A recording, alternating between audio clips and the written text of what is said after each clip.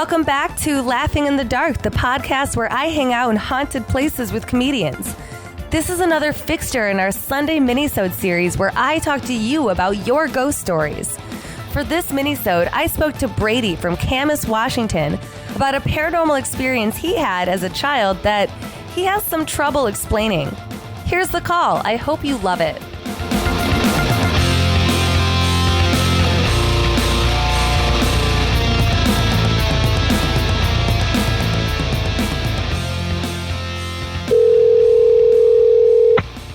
Hello. Hi, is this Brady? This is Brady. Hi. Hi, this is Sara calling from Laughing in the Dark. Hi, Sara. Hello, how are you? Good. I'm glad we got to connect. Yeah, me too. Are you working today, or do you have the day off? No, I just got done. I usually work AM shifts, so that means I'm done at usually like between 1 and 2. And so I just wrapped things up, and I'm just waiting in my car to talk about ghosts. Yay! The highlight of your day, I hope. I do not like talking about ghosts. No? Well, I'm sorry. No. It's definitely a hobby of mine, clearly. Yeah, you like talking about ghosts. Yes. Yeah, how long have you been into ghosts? Well, for me, let's see. I've been into the paranormal my entire life. I had my first ghost encounter, I guess. I think I was in 3rd or 5th grade. I think I was in 3rd grade. Okay. So yeah, it's something that I've had experiences with a lot of my life. And it's just always been something good experiences or like interesting experiences or like terrible, horrifying experiences? Nothing terrible or horrifying. I would call all of my experiences just interesting and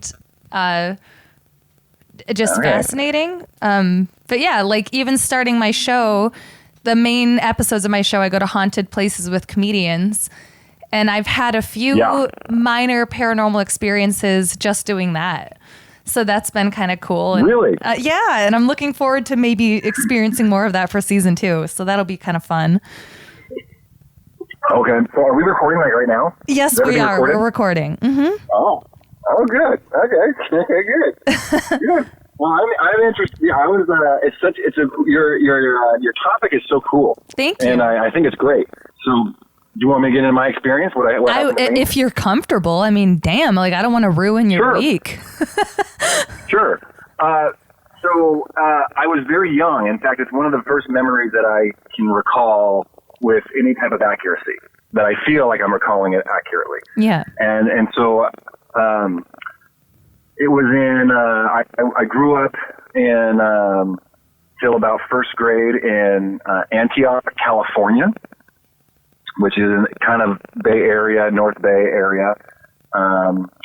And my bedroom was in the basement, and I have 7 siblings, and they're all close to me, right? Mm-hmm. In location where our beds were. Okay. And I was at the end of a long hallway, and I got up, and I don't know what time it was, because I must have been 6 or 7 years old. I couldn't have been older than 6 or 7. And I looked at the end of the hallway, and there were shadows being cast, and the way the lighting was, it was definitely dark, so I don't know exactly what time it was. But everybody was asleep. Like nobody was up. And when you have 7 siblings and 2 parents, you have 10 people living in a house. It's never quiet unless it's in the middle of the night, right? So that's kind of how I know it was super late, because it was dead quiet. Nothing was going on. And I saw a figure, definitely an adult figure at the end of the hallway. And all I could see was a silhouette. And I stopped, like dead in my tracks. And probably in the hallway, I would say maybe 25 to 30 feet away. But I was going to the end of the hallway because I was going to get some water. I was going to get a drink of water. And I was going to go to where the stairs were. At the end of the hallway, there was a staircase that led upstairs. and that's where the kitchen would be. That's where I was on my way to go. And I saw this figure, and so this this figure started to move across the hallway. Not like towards me, but like traverse.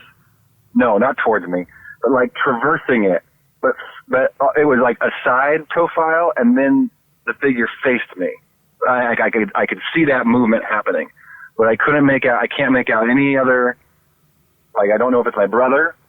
I don't know if it's my dad. But it felt like a male figure. It definitely felt male. It definitely looked male to me. Mm-hmm. At least the way I remember it. Hard to say because I can't see anything.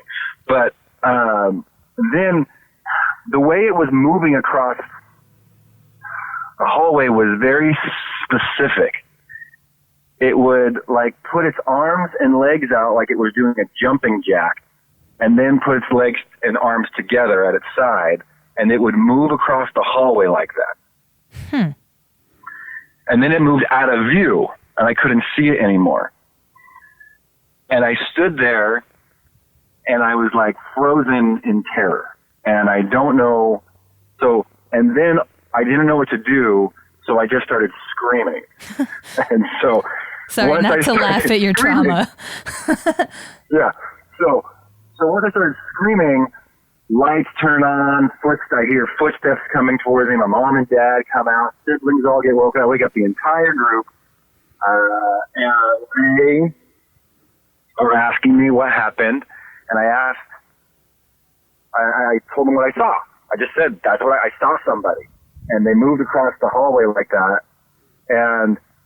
And like, my dad was starting to go process of elimination. And based on where all the kids were, everyone was present and accounted for. And no one, like, it couldn't have even been like one of my older brothers lying about where they were, because they came from behind me. That's where their bedroom was. And they all were there. Like, it couldn't have been them, because the hallway was in front of me and the bedrooms were behind me, right? And there's no way for that person to get from the hallway to the bedroom. Yeah. So it would have had to have been someone upstairs, which is only my mom and dad. And my mom and dad came down, and neither of them were there. And so I remember my dad getting kind of spooked, but not like because of a ghost, because of an intruder, possibly. Right. It could have been an intruder, I guess. Nothing was missing. That's when they stole him. All the doors were locked. There was a back slider to the outside patio in the backyard. But you probably would have heard. But the figure was going in the opposite direction of that, and they never crossed back that way. They would have had to have been going upstairs. So it's one of those memories you have. I have a very clear recollection of that moment of terror, my family coming around, not knowing what it was, my dad having a discussion with everybody, determining, well, we don't know, just go back to bed. Yeah. That was it. But of course, I'm terrified about what I saw, and to this day, I don't know what that was. So I'm going to go back. So I don't know that it was a ghost. Well, right? Yeah. I kind of want to go back to when you first saw the figure. You knew it was male. Is it because of just the stature of it? Like, it was tall and like broad shoulders, kind of a... Definitely an adult. Yeah. It was definitely, the figure was definitely adult size. I was very small, so I remember it being very large. And truth is, I've always remembered it as male, but that might just be me not projecting that. Maybe being discriminatory against ghosts. Maybe there are female ghosts. Certainly a female could be a ghost. I don't know. But I remember it as male. I don't remember any distinguishing characteristics of it that would have told me female. And when you first saw it too, you had a feeling of terror. Is that the first thing you felt? I stopped. I stopped dead in my tracks. Mm-hmm. Saw it, and it was sideways. So I was looking at like a profile at the end of a hallway, and then they turned towards me, squared up their shoulders, and then made this weird move. Yeah, this like jumping jack move. Yeah, but not really jumping jack, but like on like the ground kind of jumping jacks, and moving their arms and legs in that way that they were just kind of scooching along. Mm-hmm. And when it moved, did it seem to drift, or was it like walking? Like walking. Like walking. Like walking. Yeah, it didn't seem to drift. I think what I find really fascinating about these experiences are the feelings that you get. And if it's a feeling of just surprise, because it's like, oh, I didn't expect to see somebody there and now there's someone standing there. Or if it was a feeling of like dread or a feeling of fear, like what's the feeling that you remember having when you're experiencing this? Well, let me tell you this. It's easy to compare it to other experiences I've had. So I've been in a home where there's been an intruder, and I felt terror of that. Yeah, but not the same way. Definitely not in the same way. And it's hard because I was 6 or 7, and I was definitely in my 20s when the intruder thing happened. But I've certainly been in scary circumstances. Yeah, that were but the scariness was because of like a physical threat of violence, or by a human being, by clearly something that's not paranormal, something that would not be construed that way. And there's a different feeling. Mm-hmm. From my experience. My experience was it's a different feeling. And the only time I feel that is when I've experienced that, or someone else is telling me their story and I'm experiencing that kind of vicariously through them. And I feel that feeling again of a more of a spiritual type of presence, like a more of a spiritual type of fear. Yeah, that's kind of what I was getting at, because it is a different type of feeling. And the reason I was asking about the gender is because 2 of the experiences that I've had before I saw something, I felt that, like the first one, I felt there was a woman standing in my room before my eyes were open. And just like you said, you thought it was your dad or you thought it was your brother, I thought it was my mom or my sister. And then when I opened my eyes, it was a woman standing at the end of my bed. And that's interesting. Oh, that's freaky. It is. It's interesting. And it's not something I've heard a lot of people say. I've seen it on one other like paranormal TV show. They were talking about it and they said, I can't explain why, but like I felt a gender of someone. But it's like a certain type of energy, I guess, that's there. And then there's also the sense of... That's what I think.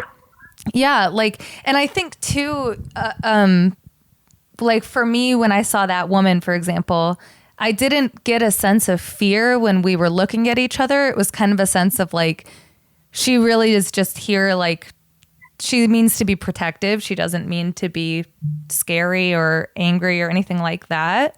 It didn't feel threatening. But you had this feeling of a threat. And I think that even carries on to living people that we meet. Like you meet someone and you have this intuition of like something feels wrong here or something feels great here. Like seems like we're going to get along really well or whatever it is. You get that. And I think you also get that with these paranormal experiences too, that you just have a sense it's like a sixth sense that's given to you that you're like, this is a certain feeling. So it seems like with this spirit, you felt threatened by them. Is that correct? Yeah. Well, okay. So it's difficult to say because of my age at the time, what I would have perceived as a threat. I'll give you an example. I have a son who's turning 1 this week. Oh, yeah. And he's super content baby, super happy baby. We had a plumber over at our house who was a very nice man and very friendly. And my son was crawling on the floor, and he went over close to the plumber, and the plumber looked at him and just said, "Hi, how are you doing? What are you doing right now?" And my son lost it, just cried, and I'm like, oh my gosh, he never does. But like at that young age, he perceived that plumber to be a threat, right? He perceived that. So when I say I perceived it as a threat, I stopped. I was terrified. I was scared. I've interpreted that in one of 2 ways. Maybe it was something more demonic than angelic, right? Maybe it was something more along the lines of, I shouldn't go there because that entity would do me harm. It also could have been protecting me from something I've entertained that idea, that maybe it was more on the angelic side And whatever that was stopping me from going into that room. And there might have been something in that room that would have harmed me. And it was more of a protection. And I don't know the answer to that, right? I don't know how I could ever know the answer, except I know that I stopped and I froze and I was terrified. And I felt like I was threatened. And I never experienced a sense of calm from it, which I would anticipate if I was being protected from something, that something would calm me. Some force would calm me and let me know that. Yeah. You know? But again, I'm coming from I don't want to get like religious on it, but there is that aspect. If you're talking about afterlife, well, that's an aspect of a lot of religions, a lot of different religions, right? Yeah. And what happens after this life? But almost consistently through all religion, there's something that happens after this life. In most religions, there's something happening before this life. Yeah. So I like to try to label it as more demonic or more angelic. And in my mind, I like to entertain it because it makes me feel better that I was being protected from something. But I think I just have a bias towards, I really don't want to have been in an experience where there was a demonic force that was trying to get me. You know? Or even that just saw you, like to just turn and look at you, to almost say like, I see you, and then to make some grand gesture to be like, I am here. It's real. Okay. Do you feel that once you have an experience, it's like a door that's open to you and you see things differently? Because I believe that because of that experience I had, I am more open to listening to other people's experiences and to not discount them. Well, yeah, I think just like anything, I think it's one of those things that, like I said, like people tease me about my show all the time. And it's not until I say, well, I've actually had experiences that they start taking me a little more seriously, I think. But then it's also people who, if you've had an experience like this, full well, like this is real, this happens. And I believe it because I've experienced it. There's all kinds of different explanations for it. I don't know exactly what it was, but I do think that there's something out there. And I think that once you've experienced something like that, it does make you more open and at least more empathetic to other experiences. Like I've never experienced a demon haunting before, but I do think that there's a distinction between a demon and a ghost. And what's that distinction? Well, in my mind, I like I said, I stand by, I don't know anything, but I wonder about everything. That's where I kind of position lie. To just plant yourself. I like it. Yeah. So, but in my mind, I think of a ghost as a human person or sometimes animals, but someone that like something that we kind of understand more, that is passed on and is communicating with us, or is just observing us or whatever it's doing. But it's like a human. You can kind of relate to it. You can be empathetic towards it in a way. Or even if it's angry, you can see like, oh, okay, well, this person was murdered and whatever. Or they were a murderer and they're a bad person and they're just still pissed off, like whatever. But you can put a human emotion on them. A demon, I think of as like an otherworldly creature that is purely manifested from evil. And these are and is malicious in nature. Is malicious, yeah. And these are experiences. It desires to do harm. That's its goal, is to do harm. But they're not human. And so, like, these are human. Oh, okay. Like, for example, I had a call earlier today that I got done recording before we spoke of someone who had a demon haunting, and they finally found a footprint in mud in their home that was a 3-toed giant footprint of something not human. Weird. Yeah, and that's weird. I've heard stories like that, and I've never experienced anything like that, but I'm very open to that idea too. Well, so back to my point of how do you know that a demon or a ghost is post-mortal versus pre-mortal? You don't. Because, well, again, going back to kind of my my foundation of faith, so certainly the Bible starts off and it tells us that there was a war in heaven, and that there were, and that 1/3 of the hosts of heaven were deceived by Lucifer, and were cast out, and that they were put on the earth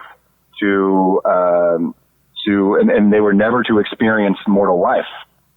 But they still had, so this is in the book of Genesis. This is Christianity, right? But there was this war in heaven, and certainly this is a belief that that is adopted and more talked about in the LDS faith, of which I am a member. So, but there's this war in heaven, and so there was Jesus Christ and there was Lucifer, and Jesus Christ was the premortal Jesus Christ was the one who said, I will go down and I will sacrifice myself for all humanity. And Lucifer's plan, he also presented a plan to God, who said, and his plan was, I will force everyone to obey, and I'll save every single soul, because I will force obedience on all humanity. And so our Father in heaven, our God chose Christ's plan, and Lucifer lost and took with him 1/3 of the hosts of heaven. And they are living on the earth as spirits, or as demons, as you would call them. So as like what you're saying, they're not humans, I would say, well, they're not human yet. They haven't ever experienced humanity, which is why they seem otherworldly, because I believe that they are. Well, That's just my belief. That's just my belief. Yeah, no, and it's one explanation. It is. That explains where these things come from, or what these things could be. Obviously, I'm a sciencey guy. I want to put logic to things that aren't logical, but I try really hard. And but that's one thing when you're talking about ghosts and demons and angels. Certainly, that's consistent with Christianity. All those things, even demons, are consistent with Christian beliefs. So, yeah, I've never thought about them as being someone who has never experienced living. That's not something I've even considered. But at the same time, you get, I think it's a common thread in a lot of ghosts that it's like, what if they're envious of the living? You know, like what if, I always thought about it as like, what if they miss being able to be alive? And maybe that's why they're annoyed with people sometimes. But what if they're envious because they've never experienced it? So Mormons or members of the Church of Jesus Christ believe that when we come to earth, that there's a veil between us and our premortal life. We can't remember our premortal life, and that's deliberately placed there by God, right? But these 1/3 hosts of heaven that with Lucifer, they do not have a veil. So if they're living amongst us, they see us, they might know us. There's a possibility they might even know us from premortal life. They might know who we are. They certainly know, by everyone being here on earth, every human being chose the plan of Jesus Christ. That's what we believe happened in a premortal life. Okay. And then, so everyone here chose that. Whether everyone still sticks with that, obviously not the case. Yeah. But 100% of the people here chose that plan, and 100% of the people who have lived and whoever will live on earth represent 2/3 of the entire host of heaven, because 1/3 will never experience humanity. And it's obviously, that's the source of their enmity. That's the source of their, you say envy, but that's the source of their bad blood with us, is that they don't experience humanity. They chose a different route, and that's why they're 100% malicious. Yeah. Their desire is to screw things up for you, right? Make things terrible for you, and make living terrible because they can't experience that. So, yeah. Well, that's a new theory, right? Yeah, absolutely. Well, I mean, thank you for sharing that with me. I had never even considered that, but it's definitely an interesting. I think all of these ideas are just fascinating to just consider and wonder about. You know, I think we all try to frame what we've experienced as best we can within our knowledge of the world and the way we see it. Yeah. So a lot of the things I'm explaining, it helps me explain my experiences. To me, it's consistent. To me, it matches. To me, these are theories that definitely are more than just fairy tales. more than just that. And definitely every time I hear someone having an experience with a paranormal entity, whether you call it a ghost or a demon or if it's malicious or not, certainly I think that increases the probability of there being more than just what science can explain. Oh, absolutely. Right? Yeah. I totally agree. Might be a creator. That might be some kind of creator. It might be God. It might, from the Judeo-Christian sense, it might be something completely different. But certainly the evidence of it being more than just a happenstance existence. That's what I like about ghosts. What I do like about ghosts and the paranormal is that it does support the idea of a creator, or that at the minimum, the idea of it's not just that we die and then we become dirt. There's more than that. Right. Or that there's something outside of what we understand. Absolutely. Right. Well, yeah, and a lot of Christian faiths actually have the opposite view, where a lot of Christian faiths will say, well, this can't exist because it's outside of God's plan. And I would argue with them saying, I don't know that it is. I think there's some malicious spirits out there, and that's part of God's plan, because God allows free agency. God allows even spirits to do that's the whole reason that God chose the plan of Jesus Christ, because he would pay the sins for everybody and allow people to make mistakes and to repent of those mistakes and have a path to redemption. Well, they do allow us. I come from a Catholic background, and I do always think whenever anyone is certain about anything, I distrust that, because I'm also science-minded, and I just feel like if you don't leave yourself room for exploration, you're never going to learn anything. So when you feel definite about anything, you're kind of you're locking yourself away from actually learning anything new, which is, I think, ignorant. But when anyone says 100%. That anyone who believes in God fully and says that they know God's plan has a very different concept of God than I've ever understood. Because God, from what I understand, or from what I've always learned, is so much bigger than we could ever comprehend. So for us to be as, I guess, pompous to believe that we know God's plan, or that we have any idea what is and is not fitting into his plan, is absolutely just, I don't know the word I'm looking for, but it's non-congruous with what the Christian faith. Arrogant. Arrogant. It is arrogant, but it's also just it doesn't make sense, because if you think God is so much bigger than any human, then how could you possibly understand God at all? Why not just be satisfied with the wonder? I think that is a very fair point. Very fair. Thank you. Yeah. Yeah, well, I absolutely. hope recounting this experience has not negatively impacted your day in any way. It's been terrible. It's been so terrible. Well, shit. I can't even tell you. I'm sweating all over the place right now. I'm sorry. Well, it's all right. Thank you so much for your call, though. It was really, really nice to talk to you. And have a great rest of your day, and get your tires, and have faith, I guess. Don't let this impact you negatively. Yeah, is it okay if I plug my podcast? No, absolutely. I was going to say, if there's anything you want to plug, we always like to do that. Definitely. So I'm a dentist, and I do a lot of charitable giveaways, and I love doing it. And I have a podcast called it'll be called Drilled, is what it's going to be called. I don't know when this is going to be released, but within the next month we'll have episodes available. Okay. And it'll be usually weekly. And the podcast is called Drilled, and it will offer free dentistry to all listeners every week. I'll be giving away $500 for free dentistry every week to a listener. And then we'll kind of our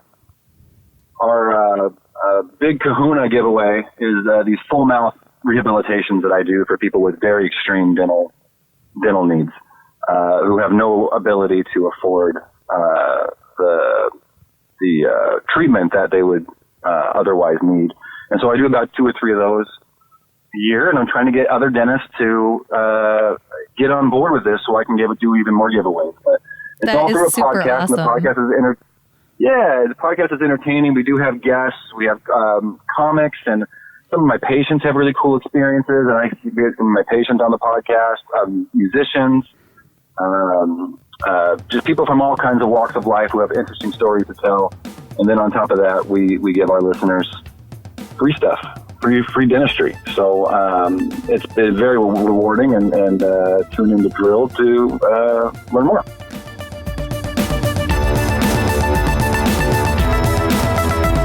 Thanks so much for your call, Brady. I hope it didn't traumatize you too much to tell your story. Do you have a ghost story that you want to tell on Laughing in the Dark? Email us at litdarkpodcast@gmail.com or write to us in our Contact Us form on our website, litdarkpodcast.com. We may want to feature you on the show. Thanks so much for listening.